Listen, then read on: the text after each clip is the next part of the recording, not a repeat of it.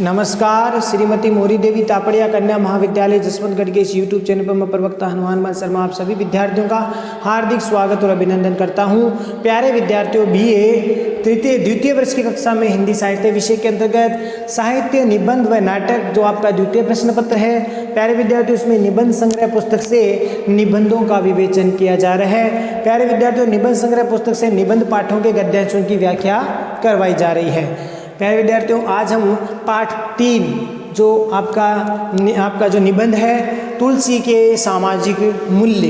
प्यारे विद्यार्थियों, बहुत महत्वपूर्ण पाठ है तुलसी के सामाजिक मूल्य। निबंधकार लेखक है इसके डॉक्टर रामकुमार शर्मा। तो डॉक्टर रामकुमार शर्मा इसके निबंधकार हैं। तो इसमें हम प्यारे विद्यार्थियों आज हम गद्यांशों को लेंगे। तो पहला जो गद्यांश है उसको लेने से पहले हम थोड़ा डॉक्टर रामकुमार वर्मा जी के कृतित्व पर और इस पाठ का जो निबंध का जो मूल भाव है, केंद्रीय भाव है, उसको भी समझने का प्रयास करेंगे। चलिए प्यारे विद्यार्थियों, डॉक्टर रामकुमार शर्मा, ये पृष्ठ संख्या 23 पर आप देख लेना। ये पृष्ठ संख्या 23 पर है आपकी पाठ्य पुस्तक निबंध संग्रह में। डॉक्टर रामकुमार शर्मा जी का जन्म 1912 में हुआ और देहावसान 2001 में हुआ था।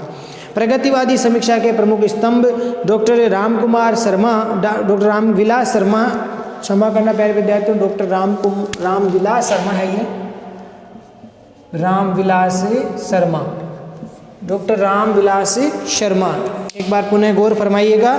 डॉक्टर रामविलास शर्मा जी का जन्म 1912 ईस्वी में और देहावसान 2001 ईस्वी में। प्रगतिवादी समीक्षा के प्रमुख स्तंभ डॉक्टर रामविलास शर्मा जी का जन्म उत्तर प्रदेश में 1912 में हुआ। अंग्रेजी के अध्यापक थे प्यारे विद्यार्थियों ये डॉक्टर रामविलास शर्मा जी। अंग्रेजी के अध्यापक डॉक्टर शर्मा निराला जी के अत्यंत निकट रहे थे। सूर्यकांत त्रिपाठी निराला जी के निकट रहे हैं।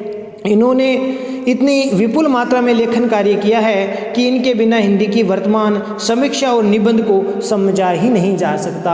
यानी डॉक्टर रामविलास शर्मा जी है वो इतने अच्छे निबंधकार है, इतने अच्छे समीक्षक है कि इनके बिना हम वर्तमान समय की समीक्षा या निबंध को समझना कठिन है। और इनका देहावसान 2001 ईस्वी में हुआ था। और डॉक्टर रामविलास शर्मा जी का प्रत्यक्ष संबंध अंग्रेजी साहित्य से था, क्योंकि ये मूलतः अंग्रेजी भाषा के जानकार थे और अंग्रेजी साहित्य वो पढ़ाते भी थे, अध्यापन कार्य करते थे। किंतु हिंदी साहित्य में उनकी विद्वता भी अनुक्रमणीय है, अर्थात इस हिंदी साहित्य का भी इन्होंने बहुत अच्छा वर्णन वो किया है।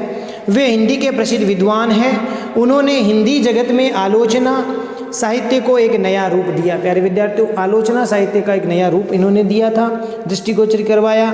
इनका प्रगतिशील दृष्टिकोण है, उनकी आलोचनाओं में अनुस्यूत है, यानी ये भरा हुआ है, दिखता है कि प्रगतिशील दृष्टिकोण में उनकी आलोचना में साफ साफ नजर आती है। और प्यारे विद्यार्थियों, उनके द्वारा लिखी गई साहित्यिक समीक्षाओं में उनके प्रखर व्यक्तित्व, निर्भीक निर्णय, स्पष्टता और साफ गोई का विशेष स्थान है। साफ गोई का मतलब साफ कहने वाले, स्पष्ट कहने वाले। वे जो भी कहते हैं उसमें कहीं शिथिलता नहीं मिलती। ऐसा निर्भीक मन व्यक्ति जब कविता के क्षेत्र में उभरता है तो उसकी कल्पना शक्ति और प्रकृति निरीक्षण क्षमता को नज़रअंदाज नहीं किया जा सकता। अतः आलोचक के रूप में वे जितने स्पष्ट, प्रखर और निर्भीक हैं, कविता के क्षेत्र में भी वे उतने ही कोमल, सौंदर्य पारखी और ग्रामीण प्रकृति के अंचल में बिखरी रूप तरंगों के चितेरी भी माने जाते हैं। चितेरे का चित्रकार को कहते हैं। तो कवि और लेखक दोनों ही रूपों में उनकी प्रगतिशीलता सदैव उनके साथ रहती है। डॉक्टर रामविलास जी भारतेंदु युग के विशेषज्ञ हैं। तो निराला साहित्य के गहन अध्येता भी है, अध्ययन करने वाले। अध्येता का मतलब अध्ययन करने वाले हैं।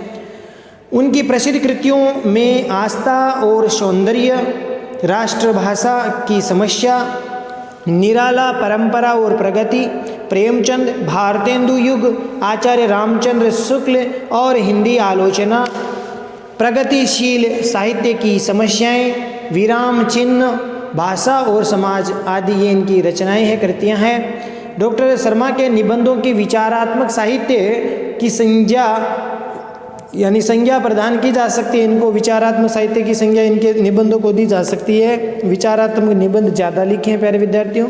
उनके निबंधों के 3 वर्ग हैं। नंबर 1 कृति संबंधी, कृतिकार संबंधी और साहित्य प्रवृत्ति संबंधी। तो 3 तरीके के या 3 वर्ग में उन्होंने अपने निबंधों को हम देख सकते हैं। कृति संबंधी, कृतिकार संबंधी और साहित्य संबंधी। कृतिकार होता है रचनाकार। और शिल्प की दृष्टि से डॉक्टर शर्मा के निबंध 2 वर्ग में विभक्त किए जा सकते हैं। अगर शिल्प की दृष्टि से देखा जाए तो इनके निबंधों को हम 2 भागों में बांट सकते हैं, 2 वर्गों में ले सकते हैं, गंभीर विचारात्मक और समीक्षात्मक। गंभीर विचारात्मक निबंध और समीक्षात्मक निबंध, जिसमें वे शुष्क से शुष्क यानी सूखे से सूखे, रूखे से रूखे और गंभीर से गंभीर विषय की बड़ी आत्मपूर्ण शैली में वे प्रस्तुति किया करते हैं, प्रस्तुति देते हैं। और दूसरे प्रकार के वे निबंध हैं जो व्यवहारिक विषयों पर भी लिखे गए हैं। इनकी शैली वक्रतापूर्ण है, वक्रतापूर्ण यानी शब्दों का प्रयोग वो करते हैं। व्यंजना गर्भित और कलात्मक शैली है इनकी, लिखने की शैली वक्रतापूर्वक पूर्ण, व्यंजना गर्भित और कलात्मक शैली है। और इनके निबंधों में भाषा की स्पष्ट और रोज व सहजता को विशेष स्थान प्राप्त है प्यारे विद्यार्थियों। और बीच बीच में हास्य व्यंग्य और विनोद के भी प्रयोग इन्होंने किए अपने निबंधों में। हास्य व्यंग्य के भी और विनोद के भी, हंसी मजाक, वो भी इसमें प्रयोग दिखाई देता है।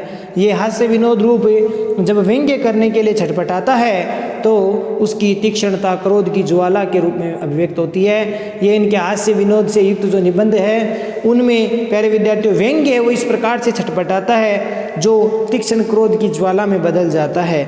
जैनेन्द्र जी ने, उन्होंने जैसे कहा है, जैनेन्द्र जी ने सुनीता में जो भाभीवाद शुरू किया था, ये इनके विचार है डॉक्टर शर्मा जी के। जैनेन्द्र जी ने सुनीता इनके उपन्यास था ये सुनीता जैनेन्द्र जी का। तो सुनीता में जो भाभीवाद शुरू किया था यशपाल जी ने मानो वही सूत्र दादा कॉमरेड में पकड़ दिया था। ये भी ग्रंथ है, इनके रचना है यशपाल जी की दादा कॉमरेड।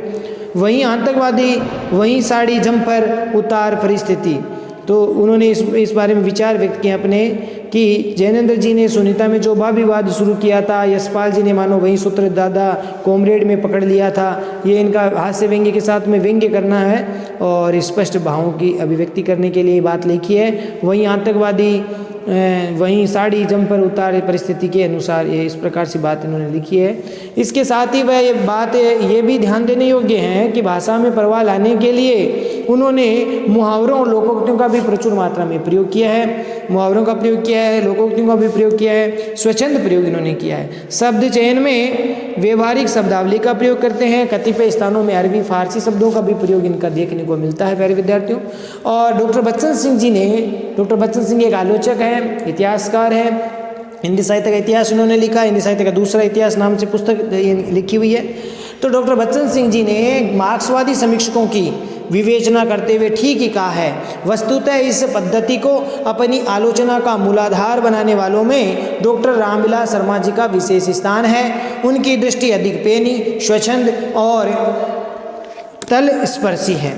तो ये था प्यारे विद्यार्थियों कृतित्व है रामविलास शर्मा जी का। अब देखते हैं तुलसी के सामाजिक मूल्य, जो इनके द्वारा रचित निबंध है उसके बारे में हम केंद्रीय भाव को समझते हैं। सामान्यतः तुलसी को एक भक्त कवि के रूप में अधिक प्रतिष्ठा मिली थी। आपको पता ही है प्यारे विद्यार्थियों, तुलसीदास जो अवधी भाषा के लेखक है, कवि हैं और इन्होंने रामचरितमानस जैसे महान काव्य रचा था।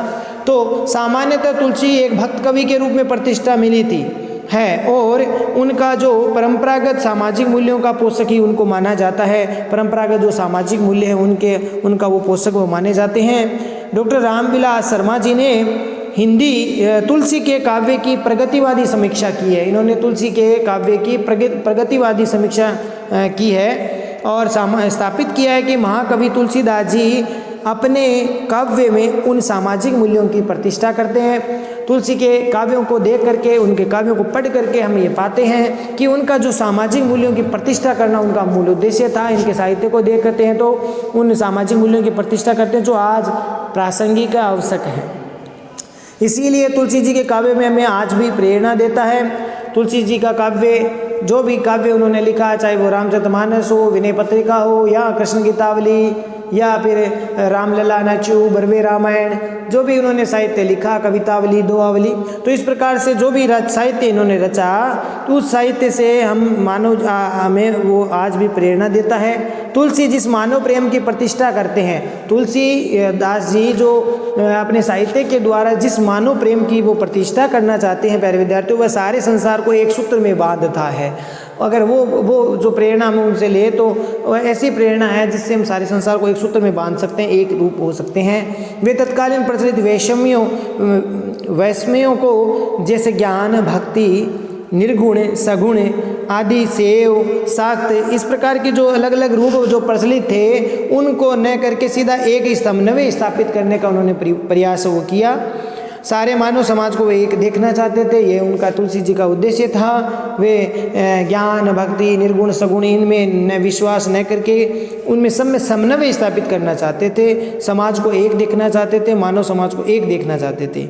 और ये दोनों दीनों और दलितों के पक्षधर थे, जो गरीब थे, दीन थे, दलित थे, निम्न जाति के, तो उनके वो पक्षधर थे, वे मानवीय गुणों के भी पक्षधर हैं। तो इस प्रकार से प्यारे विद्यार्थियों ये तुलसी के सामाजिक मूल्यों का सार रूप है या केंद्रीय भाव हम इस निबंध का हम देख सकते हैं। अब हम चलते हैं प्यारे विद्यार्थियों, इस पाठ को लेते हैं। पृष्ठ संख्या प्यारे विद्यार्थियों ये है 49 पर है, ठीक है, 49 पृष्ठ पर है तुलसी के सामाजिक मूल्य। और पहला जो गद्यांश जो प्रमुख है, मुख्य है, इसको हम शुरू से ही लेंगे। शुरू वाला गद्यांश बहुत महत्वपूर्ण है, इसकी व्याख्या हम करेंगे। तो तुलसी के सामाजिक मूल्य 49 नंबर पृष्ठ पर है निबंध संग्रह पुस्तक में प्यारे विद्यार्थियों, डॉक्टर रामविलास शर्मा। चलिए पढ़ते हैं हम इसको। तुलसीदास भारत के श्रेष्ठ भक्त कवि हैं। तुलसीदास आरंभ में लिखते हैं डॉक्टर रामविलास शर्मा जी, तुलसी के सामाजिक मूल्य। तुलसीदास जी ने जो सामाजिक समाज में जो अच्छे अच्छे मूल्यों का निर्धारण किया वो किस प्रकार से था, ये बात इसमें बताने की कोशिश की जा रही है। तुलसीदास भारत के श्रेष्ठ भक्त कवि हैं। वे भक्ति आंदोलन के निर्माता हैं।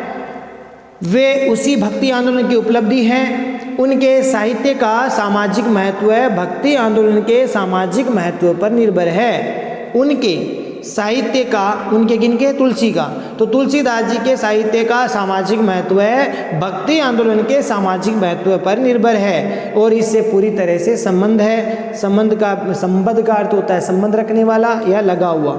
इस आंदोलन, भक्ति आंदोलन की पहली विशेषता प्यारे विद्यार्थियों ये है कि ये अखिल भारतीय, अखिल का अर्थ होता है सारा, संपूर्ण, तो सारे भारत का ये आंदोलन था, भक्ति आंदोलन, जो 1300 के लगभग शुरू हुआ था, 1200-1300 के लगभग शुरू हुआ था और 1600 तक चला था।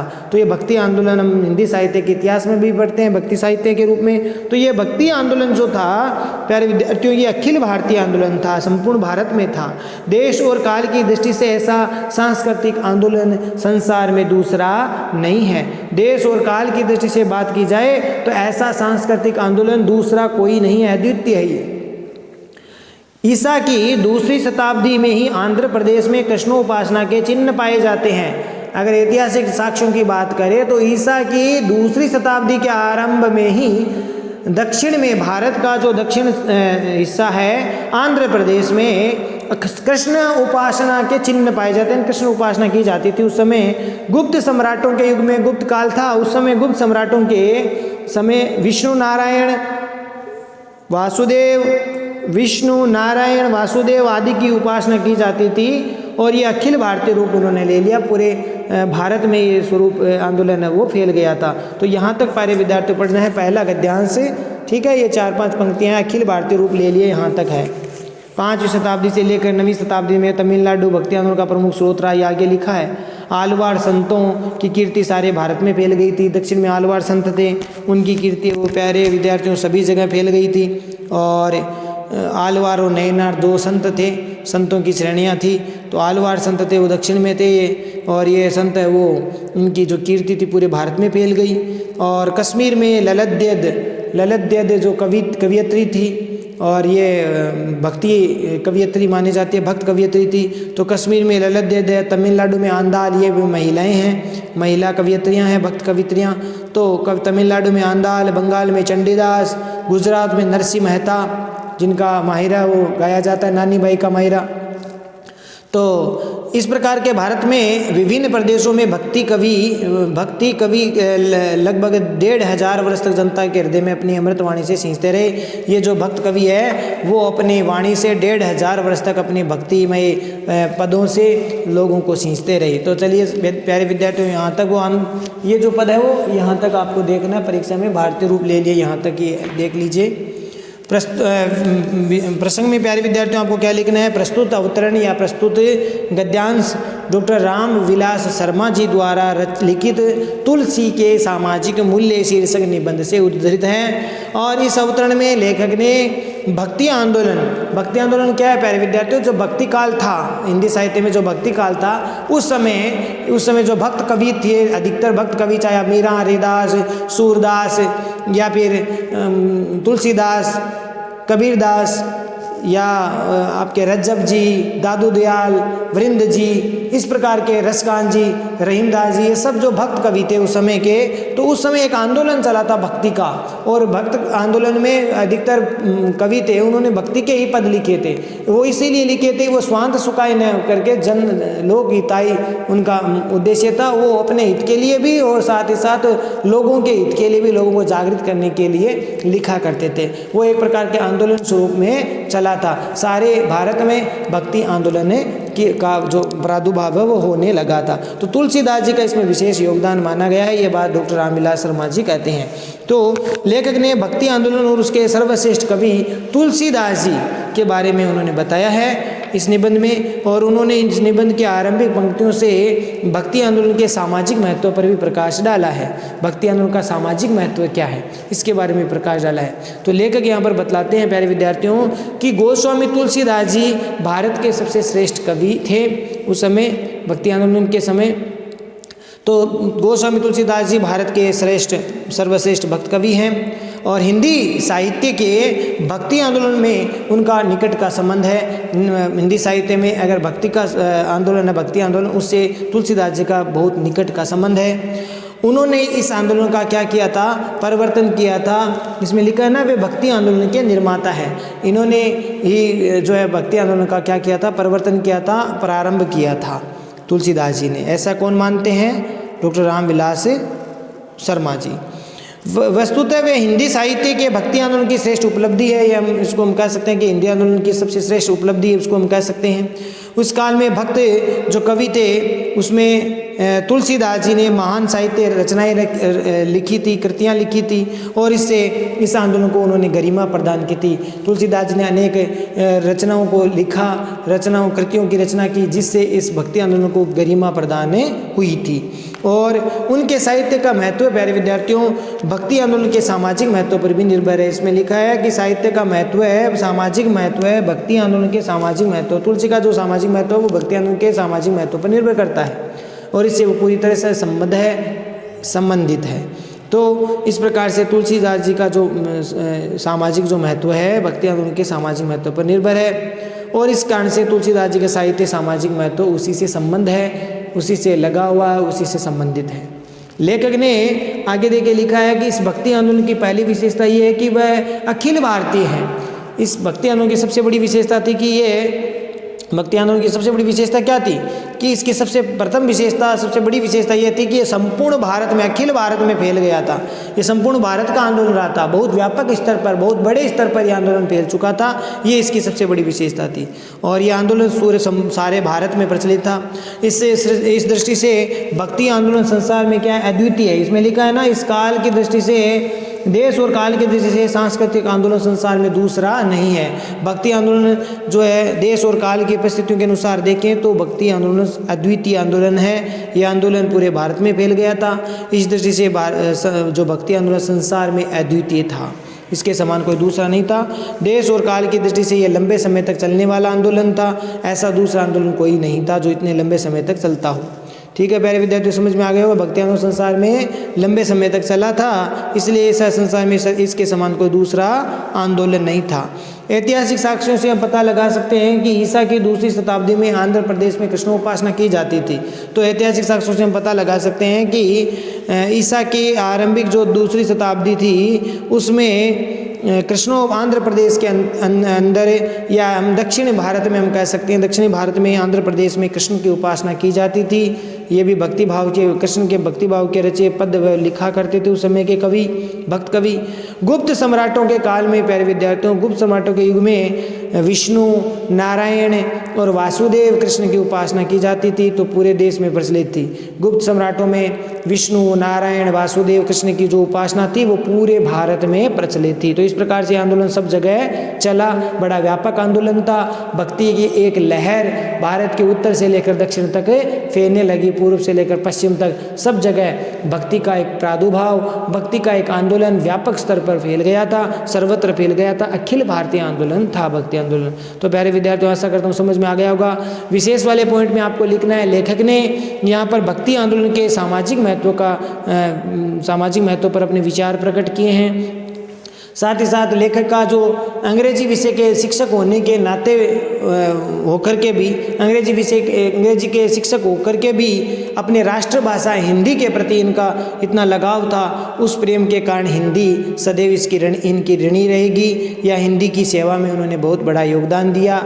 और भाषा और विषय को स्पष्ट करने में समर्थ है, सरल है, तत्सम शब्द का प्रयोग किया गया है। शैली की बात करें तो प्यारे विद्यार्थियों, ये शैली यहाँ पर इन्होंने विवेचनात्मक शैली अपनाई है, तो विवेचनात्मक शैली का प्रयोग किया गया है। भाषा सरल, सहज और तत्सम शब्दावली से युक्त है, तो इस प्रकार से आप लिख सकते हैं।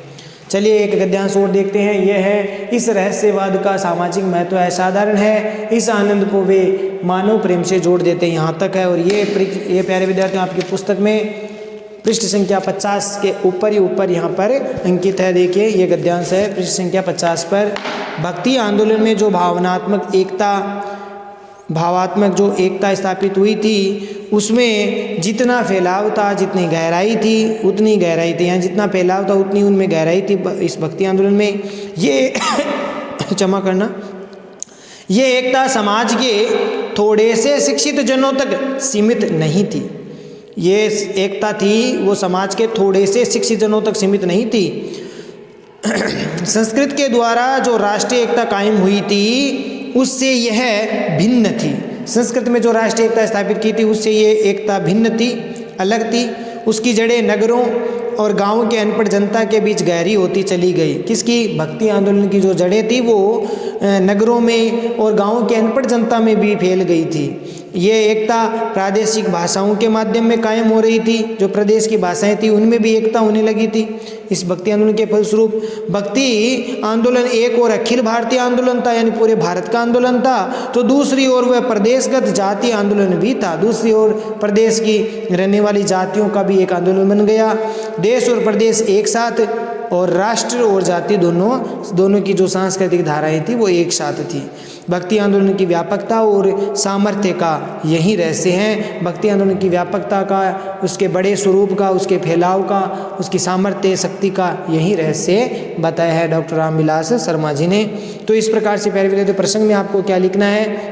प्रस्तुत गद्यावतरण डॉक्टर रामविलास शर्मा जी के तुलसी के सामाजिक मूल्य निबंध शीर्षक से उद्धृत है या अवतरित है। और इसमें लेखक ने बताया है कि भक्ति आंदोलन का राष्ट्रीय महत्व था। भक्ति आंदोलन का क्या था महत्व है? केवल भक्ति आंदोलन केवल भक्तों तक सीमित नहीं थी, पूरी जनता में एक राष्ट्रीय भावना भर रही थी। तो भक्ति आंदोलन राष्ट्रीय महत्व का आंदोलन था। उससे देश में भावात्मक एकता को बल मिला। भक्ति आंदोलन के फलस्वरूप लोगों की भाव है वो भावों से जुड़ने लगे, तो भावात्मक एकता को बल मिला। इससे हिंदी भाषा का प्रादेशिक भाषाओं के साथ संबंध स्थापित हुआ। इसका प्रभाव ये पड़ा कि हिंदी भाषा का जो प्रादेशिक भाषाएं थी, जो बंगला भाषा है, मराठी भाषा है, तमिल भाषा है, तो उनके साथ भी समन्वय स्थापित हुआ, उनके साथ संबंध स्थापित हुआ। भक्ति इस प्रकार से इन्हीं कारणों से ये आंदोलन ज़्यादा महत्व वाला, ज़्यादा व्यापक और प्रभावशाली रहा। ये बात डॉक्टर रामविलास शर्मा जी है इस निबंध के माध्यम से बताते हैं। प्यारे विद्यार्थियों देखते हैं अब इसकी व्याख्या। भक्ति आंदोलन में जो भावात्मक एकता स्थापित हुई, इसमें लिखा है गद्यांश में कि भक्ति आंदोलन से जो भावात्मक एकता स्थापित हुई थी उसमें जितना फैलाव था उतनी गहराई भी थी। लेकिन यहाँ पर कहना चाहते हैं प्यारे विद्यार्थियों कि भक्ति आंदोलन द्वारा भारतीय जो जनता थी उनमें एक भावात्मक एकता स्थापित हुई। लोगों के भाव है, क्योंकि भक्ति है वो भाव से ही उत्पन्न होती है, भावों से भक्ति उत्पन्न होती है। और भाव उस समय भक्ति आंदोलन में जो ये भक्त कवि है वो अपने काव्य रचनाओं के द्वारा लोगों में भक्ति के भाव भर रहे थे। और साथ ही साथ इस भावनाओं के कारण सभी भारत के उत्तर से लेकर दक्षिण तक, पूर्व से पश्चिम तक ये भक्ति का जो एक लहर मैंने कहा कि चली थी, तो उसके फलस्वरूप क्या हुआ कि भारतीय जनता में एकता स्थापित हुई, भावात्मक एकता स्थापित हुई। और उस एकता की भावना में फैलाव भी था। ये जो भावात्मक एकता थी इसमें फैलाव था, साथ ही साथ गहराई भी थी। तो दोनों ही इसमें चीज़ें थी। एकता की भावना में फैलाव भी हो गया, सब जगह फैल गया, भारत में, संपूर्ण भारत में फैल गया, क्योंकि अखिल भारतीय आंदोलन था ये भक्ति आंदोलन। तो जनता में भावात्मक जो एकता थी उसमें फैलाव भी था और गहराई भी थी। और ये कहने का तात्पर्य यह है, मतलब यह है कि आंदोलन का प्रभाव अधिक से अधिक व्यक्तियों में होने लगा और इससे एकता की भावना उनमें पनपी। अधिक से अधिक लोगों में ये भावात्मक एकता वो पनपी और उनमें एकता स्थापित हुई। इस आंदोलन के द्वारा जो एकता स्थापित हुई थी ये एकता समाज के थोड़े से शिक्षित तक सीमित नहीं थी। लेखक यहाँ पर कह रहे हैं कि एकता की जो भावना है वो थोड़े से जो शिक्षित वर्ग था वहाँ तक ही सीमित नहीं थी कि जो पढ़े लिखे हैं, जो केवल इनके पदों को पढ़ना जानते थे, केवल उनमें एकता स्थापित की, अपितु यहाँ पर सामान्य जो लोग थे उनमें भी इसकी भावना का प्रादुर्भाव हुआ। यह आंदोलन का प्रभाव उनके ऊपर भी पड़ा। शिक्षित व्यक्तियों के अलावा सामान्य व्यक्तियों में भी एकता की भावना पनपी थी। और इस आंदोलन के द्वारा जो एकता भी स्थापित हुई थी वह संस्कृत के द्वारा, इसमें लिखा है संस्कृत के द्वारा जो राष्ट्रीय एकता कायम हुई थी वह उससे भिन्न थी। कि ये जो भक्ति आंदोलन के द्वारा जो भावात्मक एकता की जो भावना थी वो संस्कृत द्वारा स्थापित राष्ट्रीय एकता की भावना से भिन्न प्रकार की थी, अलग प्रकार की थी। और ये केवल लेखक ने कहा कि शिक्षित वर्ग तक ही सीमित नहीं थी, शिक्षित व्यक्तियों तक ही नहीं थी, अपितु जो सामान्य लोग थे, जो अनपढ़ थे, उन तक भी फैल गई थी। इसमें बताया कि जिसमें जड़ें, इसकी जड़ें किसकी, इस भक्ति आंदोलन की जो जड़ें थी वो नगरों और गाँवों की अनपढ़ जनता के बीच में गहरी चलती गई। यानी ये जो भक्ति आंदोलन की जो धारा थी, इस भक्ति आंदोलन की जो जड़ें थी वो नगरों और गांवों की बिना पढ़ी लिखी जो जनता थी उनके अंदर भी भावात्मकता की भावना है वो उभर आई थी। ये भावना उनमें भी भर गई थी। और उस समय जो ये एकता प्रादेशिक भाषाओं के माध्यम से कायम हो रही थी, क्योंकि प्रदेश के कवि थे वो अपने अपने प्रदेश की भाषा का इस्तेमाल करते थे। तुलसीदास जी ने अपने अवध क्षेत्र में रहने वाले थे तो इसलिए अवधी भाषा का ज़्यादा प्रयोग किया। तो मीराबाई है, उन्होंने राजस्थान में रह करके राजस्थानी भाषा, ब्रज भाषा, मिश्रित भाषा का प्रयोग किया। तो नामदेव इत्यादि संतों ने दक्षिण भाषा में, आलवार जो संत थे उन्होंने दक्षिण भाषा का जो है प्रयोग किया। तमिल भाषा, आंध्र प्रदेश की जो भाषा हो, इस प्रकार की भाषा का उन्होंने प्रयोग किया। तो इससे प्रादेशिक जो एकता स्थापित हुई, क्योंकि प्रदेश में रहने वाली जनता उन भाषाओं में लिखी होने के कारण आसानी से समझ सकते थे उनके पदों को। तो इस प्रकार से ये प्रादेशिक जो भाषा के अंतर्गत भी एकता स्थापित करने का कार्य कर रहे थे। उस समय की जो प्रादेशिक भाषाएं थी वो भी एकता की भावना स्थापित करने का कार्य कर रही थी। प्रादेशिक भाषाओं के द्वारा एकता कायम की जा रही थी। प्यारे विद्यार्थी, प्रादेशिक भाषाओं के द्वारा एकता कायम करने के कारण आंदोलन प्रदेशगत जातीय आंदोलन हो गया था। ये प्रदेशगत जातीय आंदोलन बन गया था। इस आंदोलन का प्रभाव क्या था, पूरे देश में पड़ने लगा। इस आंदोलन का प्रभाव अखिल भारतीय आंदोलन था ये, तो पूरे देश में इसका आंदोलन का प्रभाव पड़ा प्यारे विद्यार्थियों। इसीलिए इस आंदोलन को, भक्ति आंदोलन को राष्ट्रीय स्तर पर अखिल भारतीय आंदोलन कहा जाता है। आंदोलन के माध्यम से देश और प्रदेश के जुड़े हुए थे, देश और प्रदेश है वो इससे जुड़े हुए थे इस आंदोलन में। जातियाँ राष्ट्र से जुड़ी हुई थी, जातियाँ वो राष्ट्र से जुड़ी हुई थी और सब में राष्ट्रीय एकता का सूत्र पिरोया हुआ था। और इन्हीं विशेषताओं के कारण ये आंदोलन इतना व्यापक था, इतना शक्तिशाली हो गया था। ये कारण क्यों है? क्योंकि इसमें प्यारे विद्यार्थियों राष्ट्र और जाति दोनों एक सूत्र में जुड़ने लगी थी। इस कारण से ये भक्ति आंदोलन के फलस्वरूप यहाँ पर चारों ओर ये जो आंदोलन था उसके कारण से जनताओं में भावात्मक एकता या ये जो भक्ति आंदोलन था इतना व्यापक और इतना विस्तृत शक्तिशाली है वो होने लगा था। विशेष वाले पॉइंट में प्यारे विद्यार्थियों आपको लिखना है इसमें कि भक्ति आंदोलन की व्यापकता और सामर्थ्य पर इसमें जोर दिया गया है, विचार किया गया है, स्पष्ट किया गया है। और साथ ही साथ ये बताने की कोशिश की है लेखक ने कि भक्ति आंदोलन का प्रधान जो लक्ष्य था वो सामाजिक एकता, समन्वय और सांस्कृतिक चेतना जागृत करना था। भक्ति आंदोलन का प्रधान जो लाभ था, प्रधान जो लक्ष्य था वो था सामाजिक एकता, समन्वय और सांस्कृतिक चेतना जागृत करना। भाषा तत्सम प्रधान है। शैली प्यारे विद्यार्थियों इसमें भी विवेचनात्मक शैली का प्रयोग किया गया है, विवेचनात्मक शैली का प्रयोग किया गया है। भाषा तत्सम प्रधान है, तत्सम शब्दों का ज़्यादा प्रयोग किया गया तो तत्सम प्रधान भाषा का प्रयोग किया गया है। यह आपको विशेष वाले पॉइंट में लिखना है। ठीक है प्यारे विद्यार्थियों, तो आशा करता हूँ ये दोनों गद्यांश वो आपको ठीक प्रकार से समझ में आ गए होंगे।